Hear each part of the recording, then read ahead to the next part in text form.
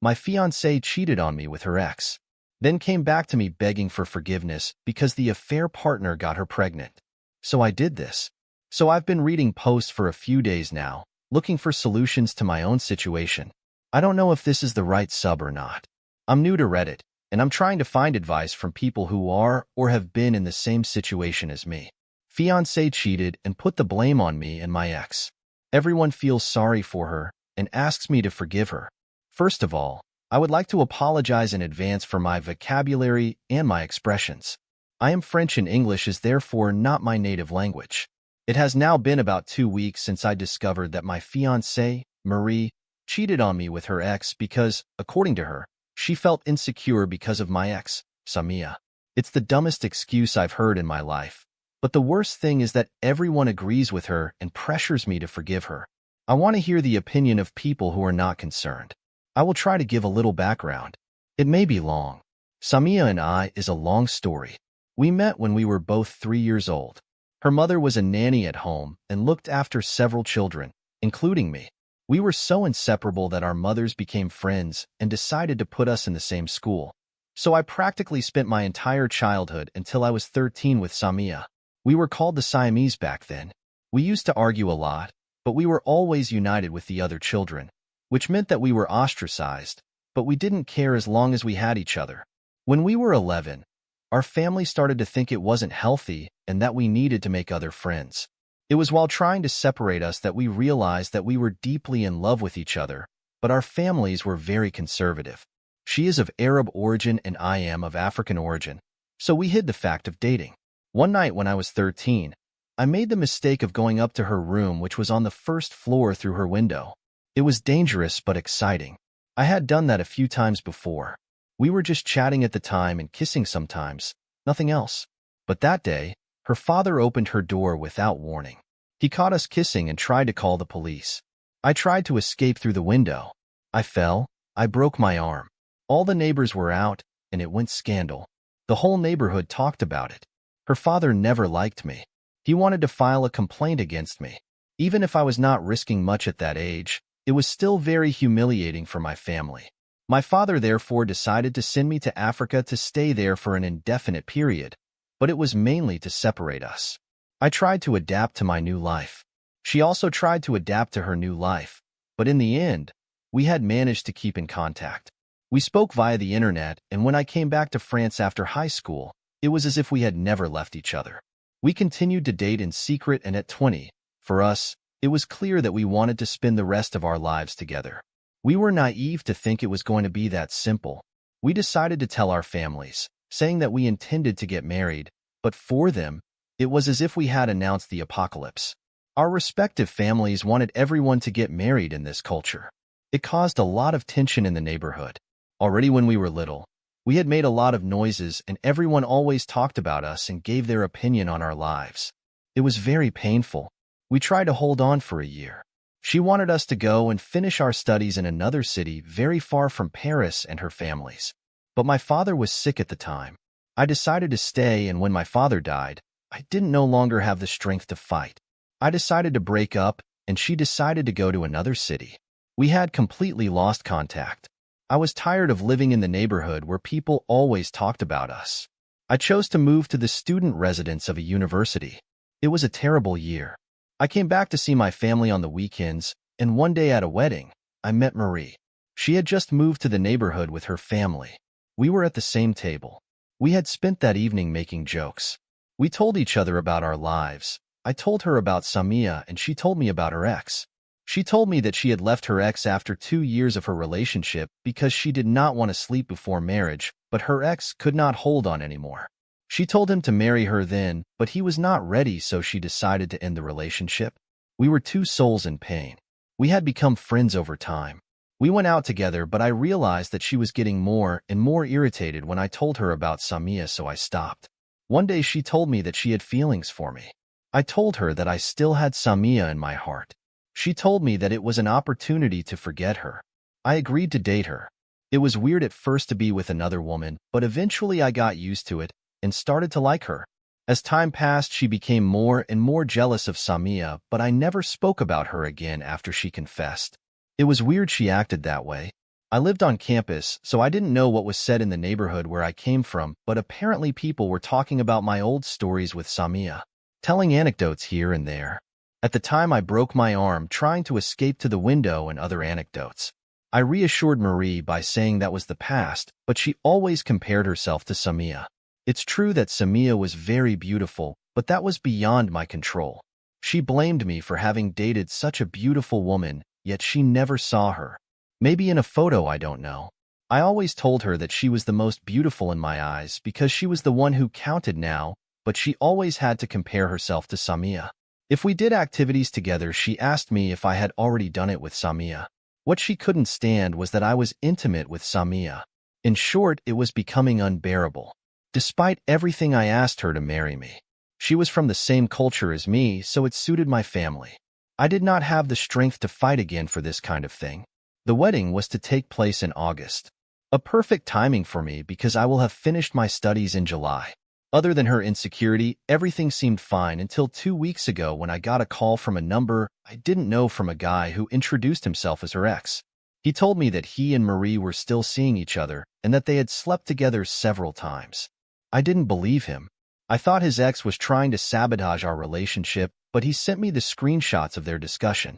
I told him that these things could be easily fabricated. He then asked me to meet. I wanted to warn Marie, but I told myself that I would go first. I had 2 kinds of my friends accompany me in case he tried to trick me. Then he showed me his phone, the Marie's number, their discussions, etc. Everything was there. They saw each other for 2 months, and Marie decided to put an end to their affair a week before he contacted me. I called Marie directly. I told her that we needed a talk. At the time, oddly, I felt no anger, no positive or negative feelings. I was like a spectator watching his life in a film. A friend of mine had the good idea to ask me to record a confrontation. That's what I did. When I told her what I knew, she was shocked. She told me that it wasn't true that the guy was trying to destroy a relationship. So I showed her the screenshots. She said the same thing I said to the guy, that it was something that could be easily made. I told her I went to see the guy, and he showed me his phone, their discussion of the details about our life that he couldn't know. There, she broke down and started crying and asking me for forgiveness. I was at her house and in her room. Her family came to see what was happening. I explained the situation to them. They didn't believe me. I didn't try to convince them. I left. They contacted my family before I arrived in my family's house. I explained to my mother what had happened. Apparently, Marie explained to them that it was because I was seeing Samia in secret that she did it. Apparently, Samia was back in town when I didn't even know it. Now everyone says it's because of her. Marie put herself as the victim and Samia and me as the villain. I was so angry that I decided to cut off contact with everyone. It's been 10 days since I've spoken to anyone in the neighborhood. I've stayed with a friend from school, so no one knows where I am. I put my phone off and only contact my mother on email. I also receive a ton of email from Marie, but I deleted each of them without reading them. I just pretty much the story. I don't even know what I'm going to do next. Everyone asks me to forgive her, but there is no possibility for me to do so. I only feel disgust for her, but I don't know what I'm going to do or how I'm going to handle the situation. It is complicated. Any advice? Update. Hello, folks. Well, it's been a while since my 23 male first post.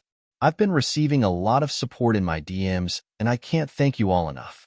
People ask me for an update, so here we go. I put a link above to my first post for those who want to see some context. D-Day was very close to my finals, so it's like I was numb and feel like I was an autopilot all along my exams.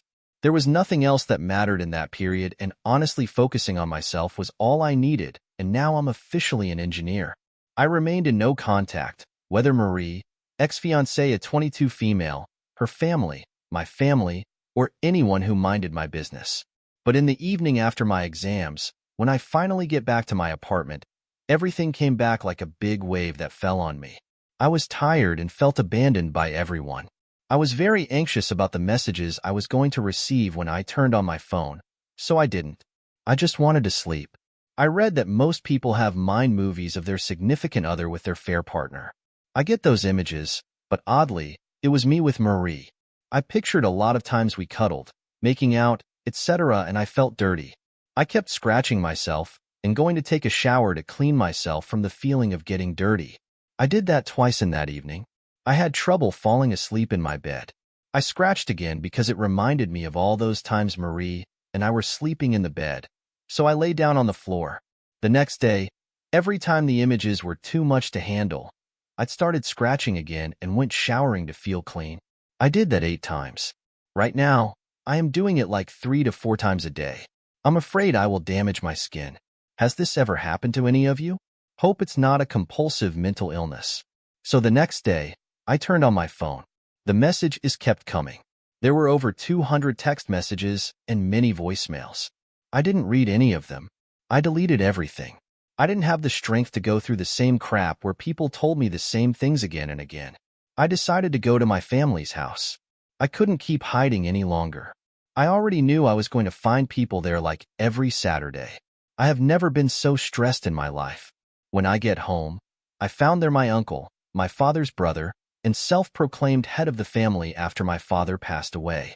His wife, whom I will call Witch because, well, she is a witch. Their children, a few family friends as well as my siblings, 13 male, 9 male, and 5 female. For some reason, my mother wasn't there. As soon as I got there, my uncle started yelling at me, and I didn't even acknowledge him. Just seeing my little sister running to me for a hug was a blessing. God, I love this little girl. All my siblings see me as a role model. I felt guilty for not talking to them all this time. Usually, when I am there on the weekends, I help with their homework. I do put the youngest to bed and told them some stories that my father used to tell me. And when I am in my own apartment, we manage to talk every night to see how their day was. We are very close to each other, but my uncle won't stop yelling at me. So I got pissed off. I was sitting in front of everyone like I was getting an audition for a jury, which asked me if I found back my sanity. Apparently Marie changed her version. She said she didn't sleep with her fair partner, they just kissed. She said I put so much pressure on her that she confessed something that she didn't do.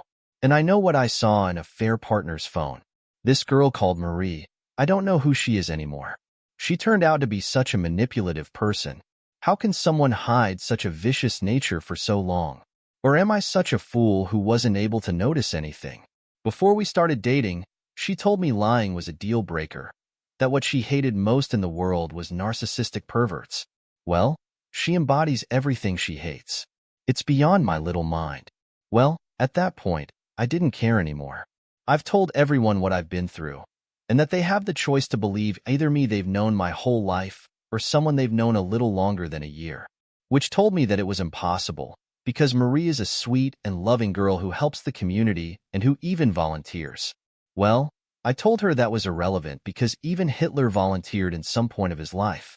My uncle said if that's true, that Marie slept with the fair partner, that I had the right to not continue the relationship, as if I needed some permission to pursue any of my relationships. But when Witch said that it doesn't matter if it was true because it would be just a mistake, my baby, my uncle immediately agreed with her. He's the biggest fool I have ever known. He may have an opinion, but as soon as his wife says otherwise, he changes his mind. I wouldn't even be surprised if his wife cheated on him and he knew it. He's a real doormat. But maybe he is literally afraid of his wife. He is very small compared to her. If you see them walking hand in hand at night, you would think of a lady walking with her child. But then, which tells me to confess it was because of Samia, 23 female. I stayed calm. I replied that I hadn't heard from Samia for 2 years. My uncle told me if it wasn't because of Samia, I can easily forgive Marie. I couldn't take it anymore. I told him, okay, I will forgive Marie if you let me sleep with Witch for 2 months. There it became chaos. My uncle wanted to hit me, but the family friends told him. I tell them they were hypocrites. They asked me to forgive what they couldn't even imagine on their side. And now I didn't allow anyone to interfere in my life. Which was crying, and my uncle said he would never forgive me and I was dead to them. In the moment, I didn't care. I went up to my room because I still have a room there. I felt some regrets actually because they were still my family. I admit that I started having doubts about the reliability of what a fair partner showed me, and for a short time I was wondering if I could forgive her. If it was just a kiss, well, I came to the conclusion I couldn't. Never. When I was little and my parents couldn't pick me up after school because of their work, it was our neighbor who took care of it because he also had 2 children in the same school. Then I stayed at his place until the evening. He took good care of me, treated me like his child. He gave me little candies each time, gave me presents. I loved him very much. He was a great man in the eyes of everyone, and this kind, helpful man committed suicide one day because his wife had an affair. This is what cheating can do, and I heard a year after that his wife ended up moving to Canada with the kids and her affair partner. Even my hatred of cheating came from that event, so I won't burn myself out to give warmth to others by getting back with Marie.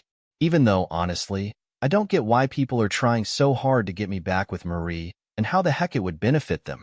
Anyway, my mother came back. I guess they told her what happened. She came in my room and the first thing she did was hugging me, asking me about my feelings and my finals. She is such a lovely human being despite the fact that she mostly communicates her love through her actions rather than by words. I remember a few years ago I used to work in a fast food while studying. I often came back home around 2 a.m. and she was there waiting for me, and we had small talks while I ate the dinner she reheated for me. We were having a hard time not waking up everybody with our laugh, so we talked about what happened with my uncle and his wife, and I gave her the full version of why I have to break up Marie. In my last post, I didn't mention the fact I only told my mother that Marie cheats on me, but not in what extent, so she believed like everyone else that it was just a kiss. She was sorry for what I was going through, but what surprised me the most were the fact that she was crying. While it was the first time in my life I saw my mom crying.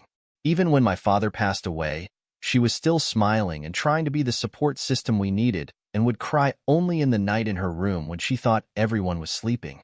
I had a breakdown seeing her crying and I couldn't stop myself to cry. In that moment she hugged me and I started having a bunch of feelings like sadness, anger, hatred. I felt the hurt deeply. She told me she would accept any decision I made. My mom came back downstairs and everyone left. I didn't ask what she told him. I didn't care that much. I put off again my phone for the next week because I was too tired. I spent most of that time sleeping and catching up with my siblings, gaming with them, and trying to deal with the pain I was feeling. My mother did receive a call from Marie's parents several times, and she only told me once she felt I was in a good place to talk about it. Apparently Marie was having a bad time. She spent some time in the hospital and she was going insane because I went no contact. Marie's parents begged my mom to meet me just one time. So even though she told me I don't have to, I agreed to meet with them, with Marie, next Saturday. Marie led the narrative all that time, so it is my turn to do so. I don't know how it's going to be, and if I should have them come to my house or go to their home, but I will be ready. In my last post, someone gave me the idea of calling her a fair partner, pretending that I might be giving her a second chance if I don't have enough proof. Well, that's what I did yesterday, and I will see him tomorrow, Sunday. He said there is far more to the story I know. He said he won't send me proof because I might show it to Marie and then won't have a shot to win her back. But he will show and tell me everything. We will see. Oh yes, people keep asking how things are going between me and Samia. I said in my last post, I will contact her to apologize for having her name associated in this mess, even if it's not my fault. Well, before I could do it, she contacted me by email. It's not what you think. She was super mad and didn't understand why people keep telling her she's messing up my couple. But at least, she was kind enough to ask me if I was okay with all this mess. I saw the message 2 days ago. I didn't respond yet. I don't even know what to write. I'm like a brainless odd guy right now, but I will do it between the meeting of Marie's affair partner and her family. I will update you guys. Thanks y'all. Update. Hey guys, a quick update, I guess. So I met yesterday with Marie's affair partner. I'm too tired to give all the details because the situation is becoming really heavy. I met him in the same place as the first time. I of course record everything. Long story short, they dated 4 years on and off and Marie never was the virgin she claimed to be. Nor was he the first man with whom she slept. He was, and still is, crazy about her even though Marie cheated twice. He was willing to work through it each time. But somehow Marie gets pregnant, and she didn't know who the father was. Still, he was willing to accept the baby as his and didn't want to do a paternity test. Marie's parents got to learn about the pregnancy and wanted her to abort. He says due to the stress, she eventually had a miscarriage. She was too depressed, and her family decided to relocate in order to start fresh. He says it's that time where Marie began to develop the idea of born-again virgin, whatever that means. According to him, she felt like her miscarriage is a punishment due to the way she used to live her life. She broke up with him, and they decided to stay friends. So far, he didn't show me any proof. He says he had changed his phone in the meantime, but he showed me discussions they had during the whole period that I knew Marie. In the texts, Marie said she met someone, me, who had the kind of old romantic relationship she always wanted to experience with someone. Over time, she said I was a good guy and she could build something with me. And through our relationship, a fair partner became someone she confided in when she was insecure. So he knows practically everything about our relationship. He told me details that only me and Marie know. He says Marie didn't like me at first. She liked the idea that I was able to have an amazing relationship in the past, and she wanted the same.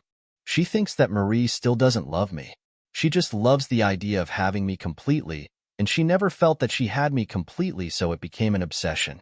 Well, I don't know if the first part of this story is true or not, but I know that everything he's told me since I've known Marie is corroborated by evidence. I'm getting angrier and angrier, and it's a feeling I'm not comfortable with. I don't want to meet Marie's family, but I don't know if it's true that they knew from the start what their daughter was. What is certain is that now I no longer want to meet Marie. I have this huge need to take all of the evidence and send that to all the people I know, because it is unfair that I, who was born and lived in my neighborhood, must bear the consequences of her BS. But at the same time, I don't want to do things like that. I do have a lot of respect for Marie's parents. I should just send them my evidence and ask them for explanations before deciding whether or not I will meet them. Thank you for all your support on my 2 previous posts and in my DMs. I'm losing my mind right now. While many of you have lived for years with your spouse who cheated on you, and some even have children with them. It might be my last update if nothing new happens, so thank you all, and I wish a lot of courage to those who are going through difficult times because of infidelity. Update. Hey guys, I didn't think I would do an update anymore, but I got a lot of messages asking me what happened since my last update. I would first like to thank those who left comments in my last post. I wasn't in a good place back then, but I read all of them and appreciated all of your advice and comfort. So to the question, did I meet Marie and her family? Yes, I met them. I met them at my house with my mom. Before the meeting, I had sent a long audio message to Marie's parents telling them everything I learned from her affair partner, and saying I was tired of her playing the victim and painting me as the villain. There was nothing left to be saved in the relationship, but if the rumors keep going, I was willing to expose Marie in our social circle, because it was unfair to suffer from something that I did not do. I told them I had to cancel the meeting unless she comes clean. Immediately, Marie's mother called me and said Marie had finally told them everything. She had removed her post and came clean in all of her social networks. I don't use Snapchat or Instagram, so I couldn't say if it was true. I had to call one of our mutual friends to check, and yes, she came clean. I felt trapped in my own game because, given how important it is to save appearances in her traditional family like Marie's, I thought she would never do that. So I maintained the meeting. I thought it would be difficult to meet Marie, since every time I thought back to our moments, I saw myself scratching a lot. I thought seeing her would be too much, but in the end, it wasn't. When we met, I almost didn't recognize her. She lost weight in such a short time. She looked very sad and lost. She couldn't put her eyes on me. She didn't even talk to me.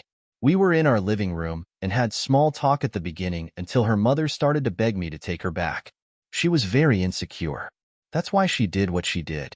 I had already prepared myself on what I wanted to say and the questions I had, so I did not deviate from that. I first asked Marie, why did she lie about her past and pretend to be someone she wasn't? She started crying and wouldn't look at me. Her mother said she was always judged on her past and asked me if I knew the truth, was I going to still date her. I told her that the answers to the ifs weren't important at that point. It just led to imaginary paths, and the only path that mattered was the one where she chose to lie about her past, and that brought us to where we are. It was the only reality, and in that reality, I've been in a relationship all this time with someone who didn't exist, who lied to me, and who I'll never know what's true in anything she ever said to me. In short, her parents kept defending her, but Marie still wouldn't speak. The discussion went around in circles, and in some point, seeing how determined I was, they asked me for the sake of the love I ever had for their daughter to postpone the wedding and take the summer to think about everything. I didn't expect that request. It confused me. I did not know what to say. My mother, who had been silent from the start, saw that I was struggling to answer. She said she had already spoken with me, that I had already made my mind, and if in the future I come to change my mind, she will advise me not to do so, but will still support my choice. She said the meeting was to give them a closure and not to consider a reconciliation. She told them I was traumatized. I lacked sleep and that I had been acting weird since then. About me scratching myself. Nobody spoke for a while. Marie asked to speak to me in private. She insisted it was not to convince me that she would accept my decision if I gave her a one-on-one. I told her I didn't think it was a good idea to be in a room alone, but we could go outside to walk, and that's what we did. We walked for about half an hour.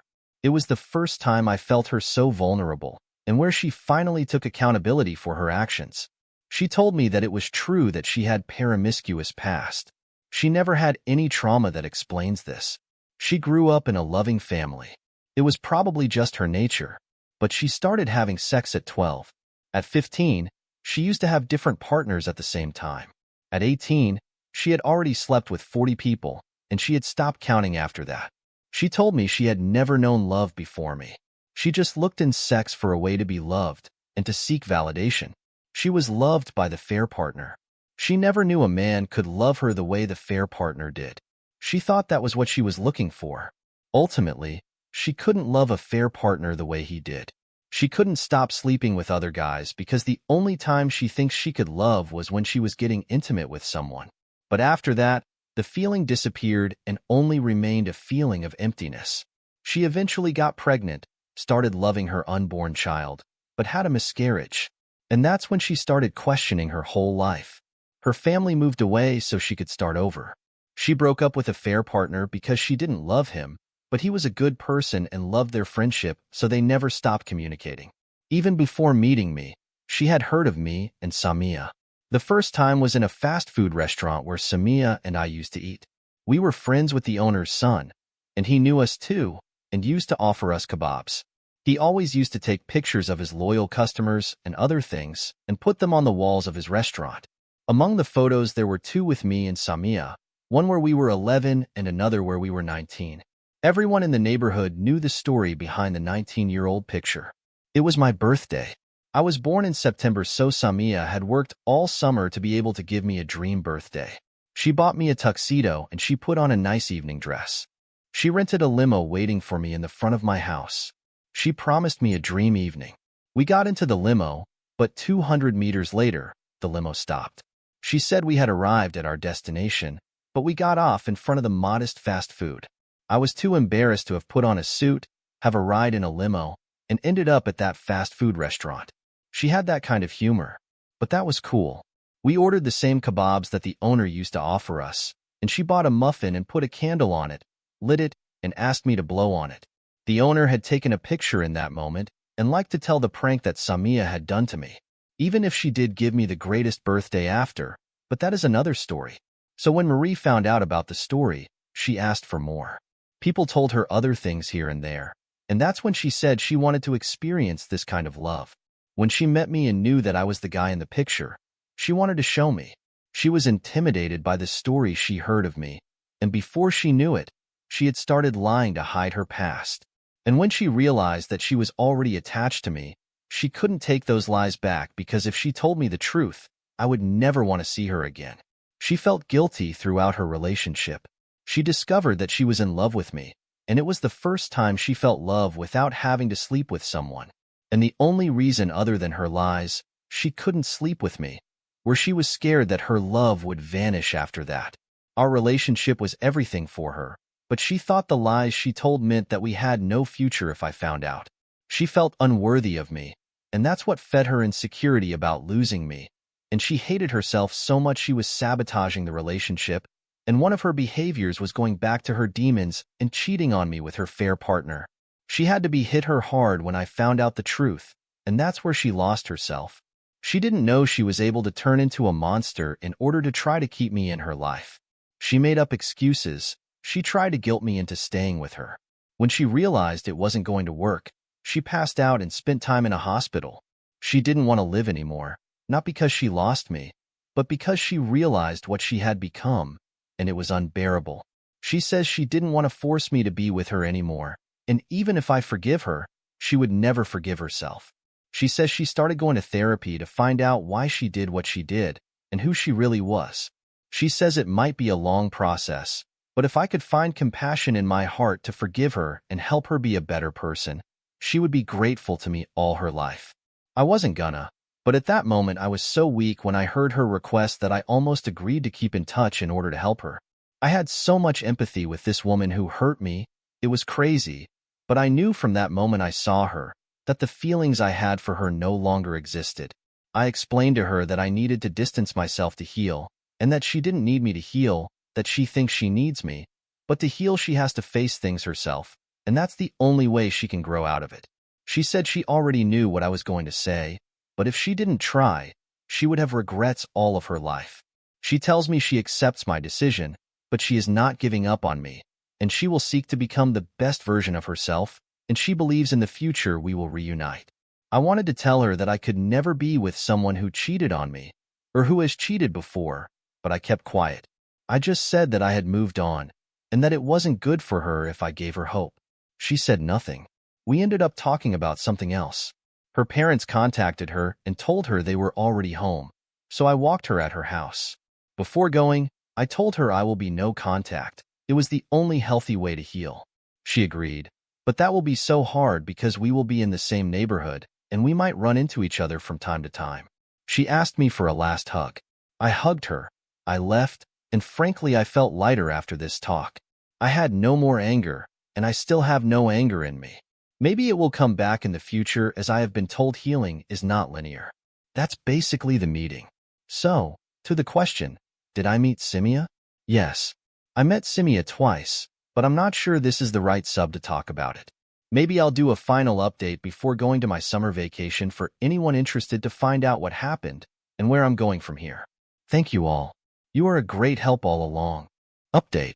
I'm about to make some decisions that can change the rest of my life. Iguis. Hope you are all doing well. I've been asked a lot to do an update. I was on vacation, so I couldn't do it sooner. I don't know if it's a rant, or if I am asking for advice, support, or all them at once. Well, since I met Samia, I'm about to make decisions that could change my whole life, and I'm full of doubts right now. The first meeting. I already knew that Samia was back in town, and it was only a matter of time before we ran into each other, and we surely did in a supermarket. I was with my siblings, and she was with her mom. For the record, I was, and still am, very close to her mother. I always see her as a second mom because she took care of me when I was little. We never lost contact. We call each other once a month. Samia also kept in touch with my mom. So unlike our fathers, our mothers never had issues with us being together. Samia's dad has always been endogamous. According to him, marrying people inside the same ethnicity was the only way to keep the culture alive. My father, on the other hand, was very proud of his origins. At first, he wasn't against us, but when he heard one day that Samia's father had insulted me in public when he caught us holding hands in the street, my dad didn't want us to be together anymore. He said black people have suffered greatly from racism and humiliation throughout history, and trying to convince people to accept us because we are black is like giving reason to those who hate us and invalidate the fight of all the people who fought for our rights. From there, other members of each family got involved, and we had the feeling our relationship no longer belonged to us. Despite everything, I always had support from Samia's mom, as well as she had support from mine. When we broke up, I didn't want both our mothers to update me about Samia's life as it was too painful. They respect that. I know Samia was still speaking to my mom, but I never mind their business. That day in the supermarket, I couldn't help staring at her. She was even more beautiful than I remembered. That was crazy, 2 years without seeing each other, and here we were. I didn't know what to say, so I focused on her mom, and this traitor LOL made fun of the situation and left us alone, because we had things to talk about. She quietly continued her shopping, bringing my brothers with her so me and Samia could talk. I can't tell you exactly what we said to each other because I was so nervous that I was on the verge of fainting. In the end, we didn't say anything interesting. We exchanged our numbers so we can talk later. The next day I called her, and we decided we will meet in a restaurant in 3 days. Before the meeting, we ended up talking on the phone for hours each day. Basically, She explained to me what she has been doing for the past 2 years. She just graduated and will start in September a job that allows her to work from home or anywhere. It also gives her time to follow manga workshops. She has always been very good in drawing and in storytelling and has always wanted to write her own manga but never had the courage to try. Now she is willing to make the step but wanted at first to secure a diploma and a job. She talked about her ambitions and projects, and honestly, in 2 years, this girl has evolved more than I could have imagined. At the end, it wasn't even a surprise because she always knew what she wanted and how to get there. I, on the other hand, was the shame in the neighborhood. Every time I saw faces when I went out, I wondered if they were talking about me and my failure with Marie. If they were making fun of me for having been such a stupid blind idiot for not even knowing the person I was about to spend the rest of my life. The second meeting. When we met the second time, it was obvious that my feelings for her never stopped to exist. I love her. Always have, always will, and I feel like there is nothing I can do to change that. I mean, I loved her since I was a child. I grew up, I am not anymore the same person. My values evolved, my principles too, but the only thing that never changed is the love I have for her. I missed her. I missed our talks. I missed my best friend. And I missed the love of my life. It took me seeing her twice and a few conversations on the phone to realize that. Godam, I'm pathetic. I thought I knew everything about myself, about my needs, my wants, and the life I was about to build with Marie. And I wonder what would have happened if Marie had done nothing wrong to me and I had met Samia. Will I have embodied what I hate most in the world by breaking Marie's heart or cheating on her?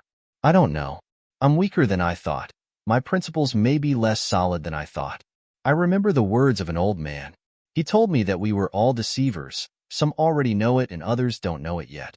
We were all ticking time bombs that would go off when all the parameters came together. It didn't take much to become everything we've always hated. I told him it was his way of rationalizing who he was, but maybe he was right. Maybe Samia could be a cheater too if the parameters came together. She was the only person I could blindly say she would never do that. She has such a high degree of integrity and principle that I hate myself for thinking she could do something like that. But I am no longer sure how much a flower could hide a snake behind. So when I asked her about her dating stories in the last 2 years, she told me she has never been with anyone. I had a hard time believing her. I mean, she is a such beautiful girl, intelligent, confident, loving, generous, with a sense of humor that makes you never get bored with her. I told her that it wasn't true, that we weren't together, and that she didn't have to try to spare me. She was a little confused about my reaction at first, then she smiled, telling me given what I went through, she understand that I could make some projections and doubt about everything, but I have to work on it ASAP before it becomes a big issue in my life. She said I should leave the neighborhood and go on vacation to clear my mind. I told her I did not want to go on vacation alone. My siblings were supposed to go to Senegal while I was on honeymoon, and that I did not see myself going there with them. It is a country with an incredible sense of hospitality where you are surrounded by people all the time, and that was not what I needed. She asked me to go on vacation with her because we had a lot to talk about. And without hesitation, I said okay. It's crazy. We haven't seen or talked to each other for 2 years, and now we were planning a vacation together. The vacation.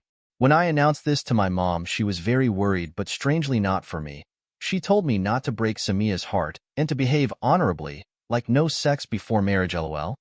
We decided to go to one of the center parks, holiday villages in Europe and France. We rented a cottage with 2 bedrooms. It was an incredible place to be. There was nature, old castles, farms, the air was clean. There was a lot of activity to do. In the first evening, I wanted to talk about what happened 2 years ago, the pain I caused her and how things have been for her. But she told me that it was not about her. She had made the trip to be a support system. She said I was already been KO and that she did not want to add more lol, but she promised we will talk about it at the end of our stay. So I didn't push and tried to enjoy our vacation, and it was one of the best I ever have. We laughed like children, we played, we cycled for miles every day. It was the perfect place to be. When one of us felt the other needs space, we just hang out alone, or being there without talking. That was very great. It's like we've never been apart.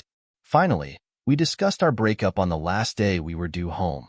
She asked me if I was getting better, and if I still wanted to have this discussion because it won't be pleasant. I told her that I was ready. My God, I was not ready. She started by telling me how she felt when we broke up. She asked me how it was possible for me to abandon her just like that after so many years of building the best relationship we could have. How I could have been so stupid, so unaged to abandon her when she was fighting for us and she had turned her back on her whole family for me, for us, because she always knew that I was the one. She never doubted us, her, or me. She was ready to make a great sacrifice to build the life we always wanted to build, the careers we always wanted to have, the family we always wanted, the trips, the projects. How could I have let her down like that? At that moment she was crying. She was so angry that she was shaking. She told me when she left, she promised herself that she would never be in a relationship again, because if I could do that to her after so many years of building what we had and the struggles through which we passed, anyone else could do it too. She didn't want to go through such pain again and give someone else the opportunity to hurt her like this. She found an escape in her studies and at the library. Then she learned that I was with Marie a year after our breakup. She thought, when we've known each other since childhood and we had the relationship we had, 1 year wasn't enough to move on. She said to herself that I was not the person she thought she knew. She was tired of being a prisoner of her love for me when there were a lot of guys who were interested in her, and she didn't even consider once to flirt with anyone.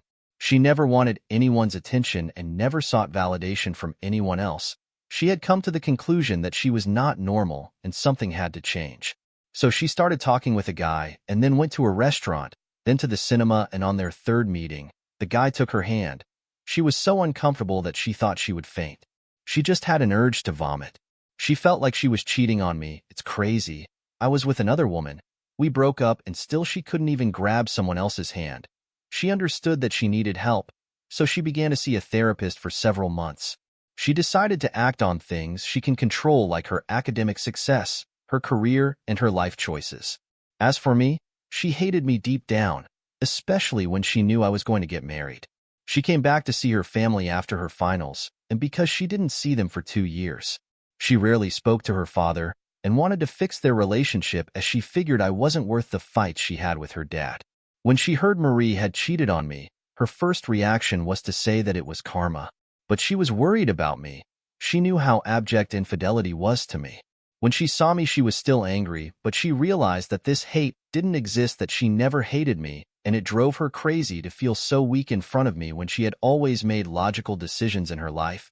She was independent and knew how to find what she wanted in her life on her own. She realized that she loved me, and that love never went away and probably never will. It didn't make sense to her. But even if she loved me so much, she wouldn't want to be with me. She didn't want to be with someone who would leave her at the slightest difficulty. She didn't want to relive what she had been through. She came to the conclusion I wasn't a reliable person, and she didn't want to be in a relationship where she would always have the fear of being abandoned.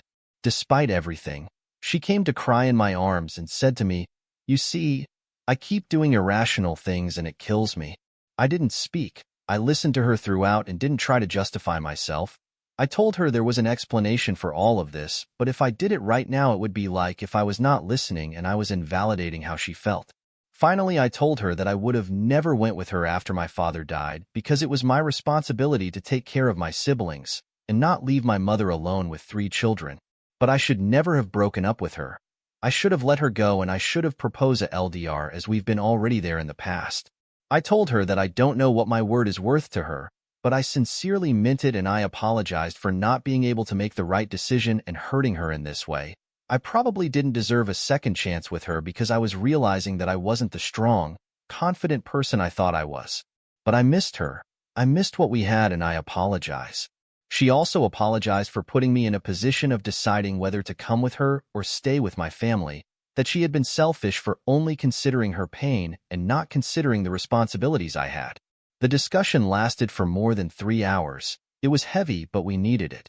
Weirdly, she told me that not wanting a relationship right away, not trying to justify my choices, and feeling lost makes her realize that I've gained a lot in maturity.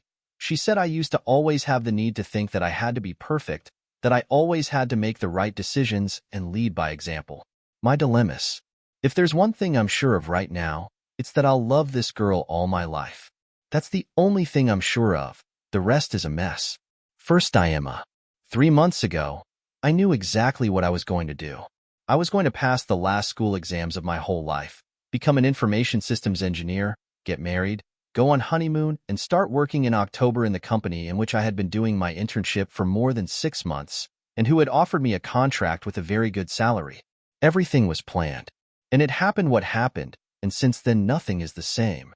I always thought I was going to do a PhD after engineering school because that's what I wanted to do. I always wanted to do research. But when I decided to marry Marie, I thought it was better to work directly after graduating because she would still have a year of study left, and I had to be the breadwinner. Now I don't really know if I should pursue my first plan, if it's not too late to have a thesis subject. Second dilemma. If we have to start over again, Samia will never want to live in the neighborhood. Our last year together exhausted her mentally and physically. She never wants to go through such a trauma again. The problem is that I can't leave Paris even if I wanted to. I can't abandon my siblings when they are so little. I have to guide them, watch over them as I promised my father. It's hard growing up in this neighborhood, and besides, I can't leave my mother to fend for herself. I will guide them until the first goes to university and the last goes to middle school. There is something Samia said to me that bothered me a lot. She said I needed my siblings more than they needed me, and I was trying to convince myself that they are dependent on me so I can feed my own dependency on them. She said I was not their father and that I had to stop trying to replace my dad. It's something that's hard to hear, but she's the type to tell her unpleasant truths. Third dilemma. I don't know if it's a good idea to be so close to Samia when I have so many doubts myself.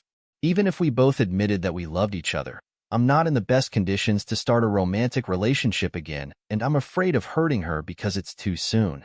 We both want to start being friends, but the sexual tension between us during those holidays was so intense that I had to meditate every morning to not make a move on her. I'm not the best version of myself right now, but on the other hand, I don't want to push her away and miss this chance because I know there won't be another one. So I don't know where to go from here. Next step. She advised me to do individual therapy for myself. I accepted. I have already made appointments in September for online sessions until I get used to the therapist. She also offered to do therapy with her, because even if we choose to stay friends, we have to learn to trust each other again and to heal. I agree with that. For now, we have decided to travel around France in a motorhome during the month of September. She can work while we're on the road.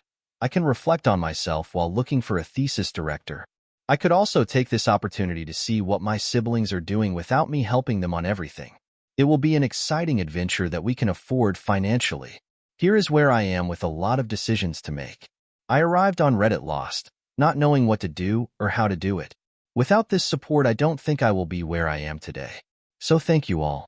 I will continue to take advice and suggestions from you guys, and feel free to ask any questions. The next time I will post will probably be in October after the trip. Thank you all. We have a update after 1 year from D-Day. Hi friends from the internet, it's been a while. Lately, I've had some time to rest, and I thought I'd take the time to give an update. Throughout this year, I've received DM asking for news, but I felt like I was constantly chasing time with my job. I came here a little over a year ago to seek the support I couldn't find within my circle, and I'm truly grateful for the help you provided. For those who aren't familiar with my story, you can check my history. Without further delay, here's what my life has become since my last post. Me. I'm doing very well. Over the past year, I've been going to the gym several times a week. What initially started as a way to cope with infidelity has become a hobby. I was considering pursuing a doctorate, but I've decided to work instead. I can always pursue it in 2 or 3 years when my siblings are more independent. I've been in therapy for a year. Originally, I was supposed to attend therapy to deal with Marie's infidelity, but I stayed for various reasons. I'm improving steadily, and the chapter with Marie is behind me. Oh yes, I'll soon be marrying Samia. Samia. She's doing very well. She's the best thing that's happened to me in my life, and I now believe that things happen for a reason. Just like me, she was in therapy. We also underwent couples therapy for 4 months. Goodness, facing so much resentment and unspoken feelings was uncomfortable and heavy, but ultimately, it was the best thing for us. Our therapist told us that we didn't need him anymore and genuinely believed we will be good. However, Samia and I decided to have a session every 2 to 3 months. She's very ambitious, works a lot, and plans to start her own business. It's crazy to think that we'll be getting married so young, right at the beginning of our careers. I know it's crazy. Barely a year ago, I was going to marry Marie before discovering she was cheating on me. And now, a year later, I'm about to get married. It's crazy, I know, but there are reasons for it. The first reason is that she's the right person. I've known her as long as I've known myself, and sometimes I feel like I know her better than I know myself, even though I understand it doesn't necessarily mean anything. Both she and I can change according to life circumstances, and there's no guarantee. I've read so many stories of people who thought they knew their partners for 20 years, and one day, they discovered they were deceived. I'm not naive enough to believe that knowing someone and loving them is enough. Families. My family is doing well. I no longer live with them, but I go back to the neighborhood several times a week. I'm no longer in touch with the rest of the family, only my mother and siblings. It's a shame, but that's how it is. Moreover, family is the second reason for this marriage. Between our families, there was a lot of love until they discovered few years ago that Samia and I were in love. This was followed by a lot of drama. It drove our families apart. Samia's family, especially her father, always considered me unworthy and not what he wished for his daughter. This year, things changed a bit.